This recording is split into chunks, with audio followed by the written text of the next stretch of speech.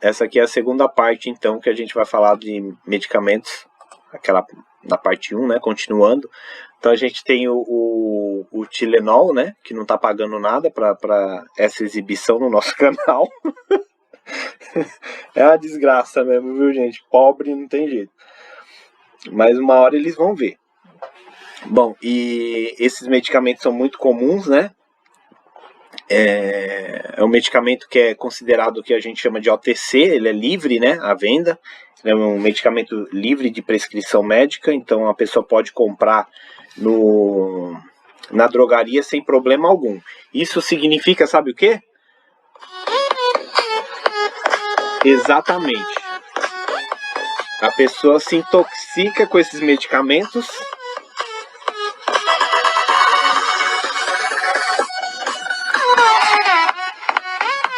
Não é nada. Tô falando. Então, gente, eu já vi gente comprar, mas de caixa, assim, ó, levar de balde. Cê é louco, o pessoal leva a granel o negócio, vocês não estão entendendo. E aí nós temos várias apresentações, o que gera mais risco ainda, né? Porque você tem, eu não sei vocês, mas na drogaria onde eu trabalhava, o pessoal comprava o Tilenol 750mg, né? Pra dor e febre. Aí ele falava que tava com sintoma de gripe, ele ia lá e comprava o chazinho. Só que o chazinho tem paracetamol, cacete. Aí a pessoa toma 750mg mais 400mg do chazinho. Depois ela toma um Tilenol DC pra dor de cabeça. Porra, cara. O pessoal não tem... Pois é. A gente tem que... Vai do caráter da pessoa que tá vendendo, né? Felizmente... bom, o paracetamol também é chamado de acetaminofeno, tá? Então, em alguns locais vocês vão observar na literatura o nome de acetaminofeno, ok? Esse medicamento, em geral, ele tem uma certa segurança, né? O problema é o uso sem uso irracional, digamos assim. Então, você tem que tomar a dose correta. E aí você tem lá a absorção dele, normalmente ele é muito bem absorvido, tá? Porém, na presença de alimentos no estômago, essa absorção pode ser retardada, porém, ele é bem absorvido, ok? A presença de alimentos só vai retardar a absorção, não vai inibir. Entendem?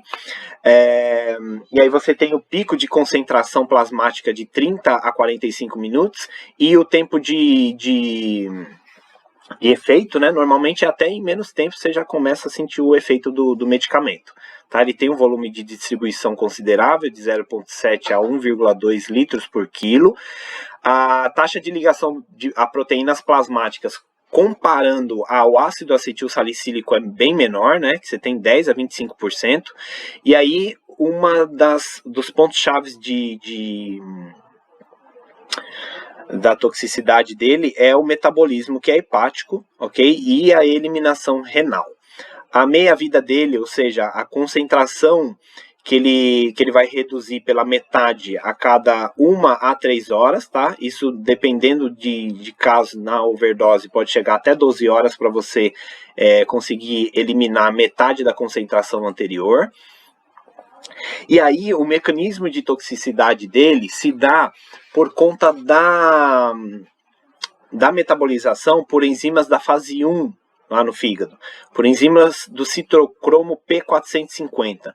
Então você tem de 5 a 10% vão gerar um metabólito que é considerado tóxico, chamado N-acetilbenzinoquinoneimina. É um nome desgramado. Esse metabólito ele é tóxico e ele vai gerar lesão hepática. Então você tem de 5 a 15% do que você toma, normalmente é metabolizado por essas enzimas. E é aí que é gerado esses metabólitos tóxicos, tá? Então quanto mais paracetamol você tomar, maior quantidade de medicamento vai ser metabolizado por essas enzimas, causando então a hepatotoxicidade, ou seja, ele é tóxico ao fígado. Porém, galera, se você toma numa concentração ideal, né, uma concentração considerada terapêutica, esse medicamento ele vai sofrer conjugação ou sulfatação, tá? Então você tem enzimas como a glucuroniltransferase e a fenosulfotransferase, que são enzimas da fase 2, né? E a glutationa também são enzimas da fase 2, vão gerar metabólitos inativos que vão ser excretados, ok? Então, uma vez que você toma a concentração usual, você vai ter uma certa quantidade de metabólitos tóxicos, né, que é esse NAPQY, ou PQL, vai ser gerado esses metabólitos, porém, numa dose ideal, né, você tem a formação de metabólitos não tóxicos através da conjugação, sulfatação e a glutationa. Então, você tem uma quantidade de paracetamol que vai ser metabolizado por essas enzimas hepáticas e que vai gerar metabólitos não tóxicos e que serão excretados sem problemas. O grande problema do paracetamol são as altas doses. Quanto mais paracetamol você toma, maior a quantidade que vai ser metabolizada pelas enzimas do citocromo P450, tá? E aí, um dos antídotos, né, para intoxicação pelo paracetamol é você usar a N-acetilcisteína. A N-acetilcisteína, ela está representada aqui nessa figura como NAC1, NAC2, NAC3 e NAC4. Então, o que ela faz? Ela vai diminuir a possibilidade de formação de moléculas que são hepatotóxicas. Então, ela vai diminuir essa possibilidade aqui e aumentar a metabolização através das enzimas de fase 2. Ok? Então ela vai aumentar a sulfatação, vai aumentar aqui a passagem pela glutationa, você tem melhora da função de diversos órgãos, né? E aí, consequentemente, você tem maior eliminação desses metabólitos não tóxicos. Ok? Então a N-acetilcisteína tem essa função de melhorar o metabolismo hepático do paracetamol, excretando ele de forma não tóxica. E cachorrinho chato, gente, pelo amor de Deus, vocês não têm noção, é o dia inteiro. É do vizinho. Bom, então a dose tóxica para adulto chega a variar de 7,5 a 10 gramas, tá? E para crianças, depende da idade, é uma quantidade maior ou menor, ok? Isso se dá por conta da diferença, né, no metabolismo hepático. Bom, não vou falar, as manifestações clínicas são as piores possíveis, né? Então, às vezes a pessoa é assintomática, o que para a pessoa é uma vantagem, né? Tem muita gente que tenta se matar. Nos Estados Unidos, era até, não sei se ainda está, mas era até controlado o paracetamol, porque muita gente tentava se matar tomando paracetamol. Gente, a pessoa, olha, vou te falar uma coisa, a pessoa tentar se matar por paracetamol é pedir para sofrer. E aí ela vai ter vários sintomas, né, gastrointestinais, problemas na função hepática, aí deve passar mal pra cacete, vocês não têm noção. Fora que a necrose hepática, né, então o cara pode até se recuperar, mas vai se recuperar daquele jeito, o fígado vai estar todo lascado, né. Em alguns casos de recuperação, né, você tem fibrose residual no fígado. Isso pode gerar dificuldade de metabolizar outras substâncias, tá? Então a pessoa vai ficar com o fígado ferrado pro resto da vida. E aí, infelizmente, o diagnóstico é feito pela suspeita da intoxicação, né? Então, se você chega lá com histórico de suspeita, o médico vai fazer uma lavagem gástrica e possivelmente a utilização de carvão ativado, né? Isso vai depender de quanto tempo que o camarada tomou a grande quantidade de paracetamol, tá? Então você tem normalmente o prazo de 1 hora após a ingestão, até 1 hora, né? Você tem um bom resultado da lavagem gástrica e do carvão ativado. Depois disso, aí é só N-acetilcisteína para ajudar. Tudo bem? E aí nós temos a dipirona. A dipirona, ela é proibida em alguns países, né? Então você tem...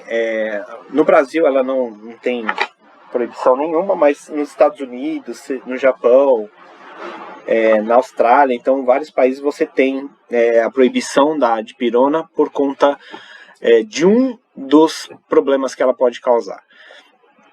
A dipirona inibe a ciclooxigenase, tanto a 1 quanto a 2, mas ela tem uma leve preferência pela ciclooxigenase 2, tá? Então, em caso de suspeita de dengue, normalmente o uso da dipirona é de primeira escolha, a não ser que o paciente tenha problemas em relação à alergia, né, a esse composto. Só que a pessoa, uma vez que ela começa a fazer tratamento com dipirona, né, se ela tiver não só com dipirona, eu digo com os outros medicamentos também, os AINES, né? Então ela precisa fazer acompanhamento médico para verificar a questão da agregação plaquetária, né? A quantidade de plaquetas e tal. Se tiver diminuída, a pessoa vai ter que parar de usar a dipirona, porque isso pode provocar hemorragia. Tá? Normalmente os efeitos adversos relacionados à dipirona está relacionado com desconforto gástrico, náusea, vômito, queda de pressão arterial em alguns pacientes, e o efeito raro que a gente tem, que é a granulocitose. Esse efeito aqui é um dos motivos pelo quais alguns países não permitem a utilização de dipirona. Lembrando que a granulocitose se dá devido à diminuição de células consideradas granulócitos, tá? Que são os eosinófilos, basófilos e neutrófilos. Essas células são diminuídas a sua concentração na corrente sanguínea, portanto dando o que nós chamamos de a granulocitose. Um possível mecanismo, né, pelo qual a gente tem esse problema de granulocitose é a ligação dessa molécula amidopirida, que é um metabólito formado pela metabolização da dipirona. Ele se liga a essas proteínas carregadoras, né, no sangue, e aí você tem a formação do complexo droga-proteína. Então o metabólito da droga mais a proteína plasmática. E aí isso vai fazer com que você tenha formação de anticorpos que se liguem a esse complexo. E aí a gente vai ter a formação de um outro complexo chamado anticorpo droga-proteína. Isso vai atrair os neutrófilos para a destruição desses complexos, né? O problema é que uma vez que o neutrófilo pega essa substância, ele vai ser destruído no baço. Então, a destruição no baço vai levar ao aumento da produção no começo, né? Aumento da produção dessas células pela medula óssea. O problema é que depois ela não vai conseguir mais produzir células desse tipo granulócitos por conta da alta demanda. E aí aquilo vai gerar o que nós chamamos de a granulocitose. Então esse é o problema maior em relação à dipirona. Sim, Débora, um dos riscos, né, além desse risco de granulocitose, um dos riscos mais comuns é a hemorragia, tá? Só que assim, isso depende muito de cada uma das pessoas. Isso vai depender, né, da pessoa e do estado clínico dela, né? Se ela tiver problemas com hemorragia, ou então toma algum medicamento anti-inflamatório não esteroidal, o ideal é você evitar o uso concomitante.